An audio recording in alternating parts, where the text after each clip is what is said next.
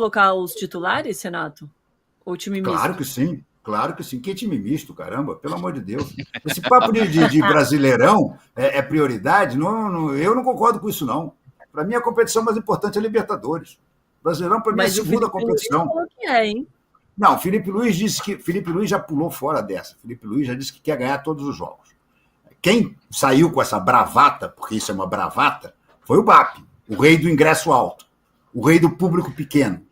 Hoje tinha um setor inteiro lá do outro lado fechado, porque o BAP acha que a massa rubro-negro... Boa, Renato, boa, Renato. Gostei. Aliás, Renato, é rico, tem muito dinheiro.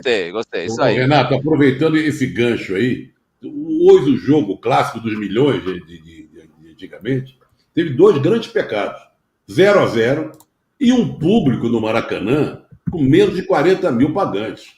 Era um clássico de milhões, era clássico a lotar o Maracanã. Mas o Flamengo, não é só o Flamengo, não.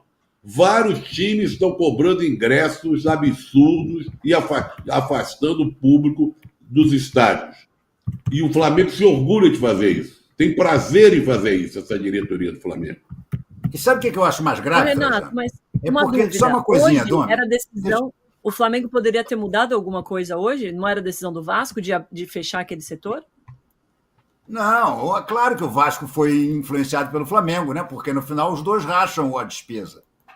Hoje os dois rachavam a despesa, entendeu? Agora, o problema é o seguinte, rapaz, o que me revolta mais nessa história é porque há muito tempo a renda não é mais uma das, vamos assim dizer, janelas importantíssimas no orçamento.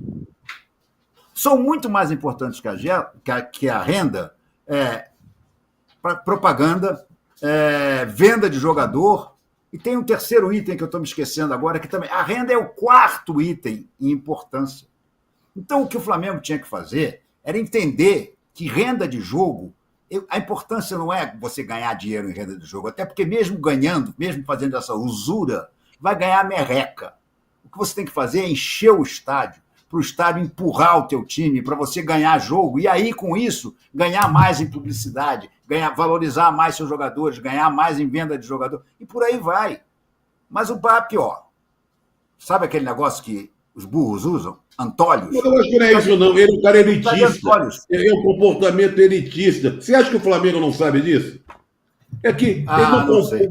Isso é brincadeira. É elitista. É um absurdo isso. A torcida já se manifestou com faixas, com um movimento dentro do estádio, fora do estádio. É um absurdo, é um absurdo. E olha, nós estamos falando do time que tem a maior torcida do país. Exatamente. E depois vai passar por aquele... vai passar por aquele momento que muitas torcidas estão passando, que vira torcida de teatro, né? Que não plateia. São pessoas que vão chegar lá, que não tem o costume de ver um jogo desse, não sabe o tamanho tão grande que é um jogo de Flamengo e Vasco. Mesmo ele pode falar, eu sou torcedor vascaíno, ou sou torcedor flamenguista, mas não sei o peso de um jogo desse. Gente, realmente, quantos e quantos clássicos a gente já viu com mais de 100 mil espectadores, né? Enfim... Triste, eu pensei que o Renato ia abrir até com isso, falando do público baixo também hoje. É muito triste mesmo.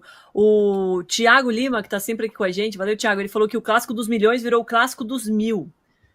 E a gente tem um levantamento aqui dos diria o meu avô, o clássico dos 1000 réis. Era uma moeda que existia na época dele. 1000 réis. A gente teve aumento até de 50% na Oeste Inferior, por exemplo. O ingresso que custava R$120, agora está custando R$180. Já era caro, mas aumentar 50%, Renato, realmente é um absurdo. E tem mais, né? O Norte subiu de R$80 para R$100, aumento de 25%. A Leste Superior de 100 para 120. A Maracanã mais de 450 para 500. E a Leste Inferior também de R$120 para R$140. Não tem menor sentido isso. Vamos ampliar um pouco. Vamos ampliar um pouco. Isso não acontece só, não é atitude só de alguns clubes como o Flamengo. Jogos da seleção brasileira. O preço dos ingressos para ver a seleção brasileira é um negócio inacreditável. Teve um jogo, acho que foi na Bahia, o jogo da seleção brasileira, se eu não me engano. que tinham, se você via arquibancada vazia, por causa do preço dos ingressos. Mas o Flamengo, eu acho que tinha que dar o exemplo. A gente, acho que foi o Mauro César, né, Rosa, que postou uma foto assim da arquibancada para um jogo do Flamengo, lotado, incrível, assim. E o Flamengo tinha que dar esse exemplo, não? Sem dúvida, foi o que eu tô falando. É a torcida.